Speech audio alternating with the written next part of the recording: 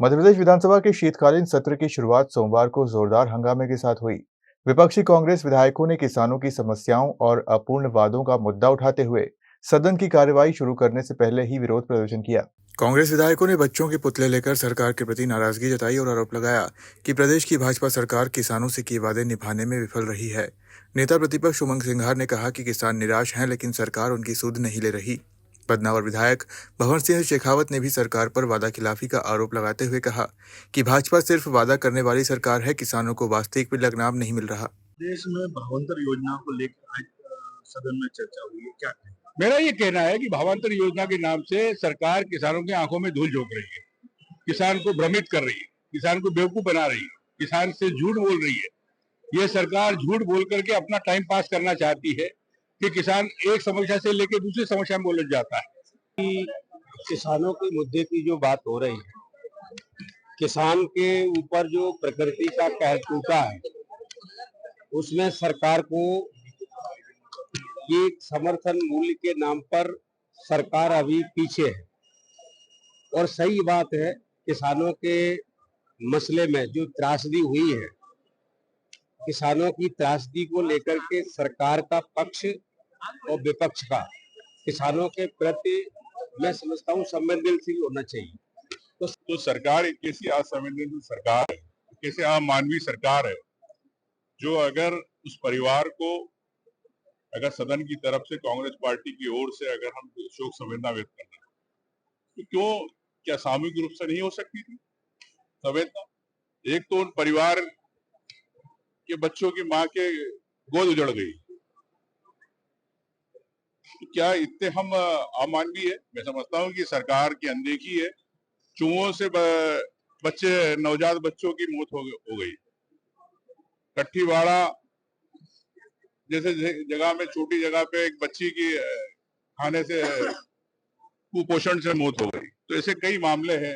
Cup syrup को लेके आपने देखा, लेकिन सरकार ना उनका दर्द, ना उनको मुआवजा समय पे देना चाहती, ना उनके लिए घर बना के देना चाहती उस परिवारों के लिए, और ना साथ में संवेदना दे सकती।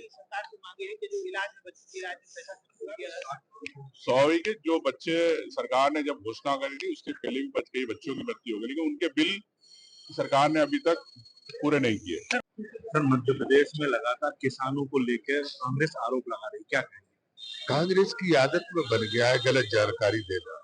खाद की कोई कमी नहीं, पानी की कोई कमी नहीं, बिजली की कोई कमी नहीं, किसी भी प्रकार की मध्य प्रदेश में ये किसान हितैषी सरकार है, चाहे वो केंद्र की हो और चाहे मध्य प्रदेश की हो। तो मध्य प्रदेश में ना ही खाद की कोई कमी, ना ही पानी की, ना ही बिजली की, पर्याप्त मात्रा में हमारा किसान खुशहाल है। और बताओ, जिस तरह के धरना प्रदर्शन किए जा रहे हैं, इसको क्या कहेंगे? वो कांग्रेस के प्रायोजित लोग है, उसमें कोई किसान धरने पर नहीं बैठा। ठीक ठीक आरोप लगा रहे कि हमारे सवाल बदल दिए गए हैं और जिस तरह से कार्य करना चाहिए, लेकिन विधानसभा सत्र में कार्य नहीं किया जा रहा। देखिए, मैं आपसे स्पष्ट कर देना चाहता हूं कि कांग्रेस के पास कोई मुद्दा नहीं है। जनहित के मुद्दों पर कांग्रेस कभी चर्चा नहीं करती है, अन्य मुद्दों पर बहस करना चाहती है। जनहित के मुद्दों पर अगर चर्चा करती होती तो बिहार साफ नहीं होता। वहीं इस पूरे विवाद पर कृषि मंत्री ऐदल सिंह कंसाना ने विपक्ष के आरोपों को सिरे से खारिज किया। उन्होंने कहा कि कांग्रेस विधायक झूठ फैला रहे हैं और किसानों के नाम पर राजनीति कर रहे हैं।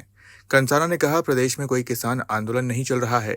मुख्यमंत्री मोहन यादव की सरकार किसानों की समस्याओं का तत्काल निराकरण करती है और समाधान के बाद किसानों से चर्चा कर आगे की कार्रवाई की जाती है। मध्य प्रदेश विधानसभा सत्र का आज शीतकालीन सत्र का पहला दिन और विधानसभा शुरू हुई। 5 दिन चलेगी यह विधानसभा, जिसमें एक दिन की छुट्टी आ रही, यानी कि सिर्फ 4 दिन ही विधानसभा का सत्र चलेगा।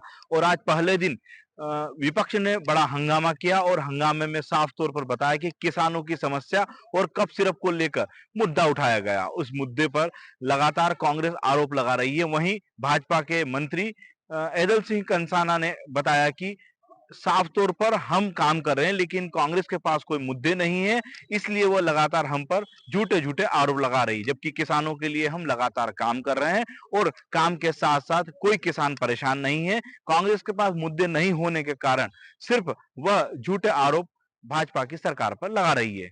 खबर मध्य प्रदेश के लिए मैं अमरीश शर्मा, स्टेट हेड, भोपाल।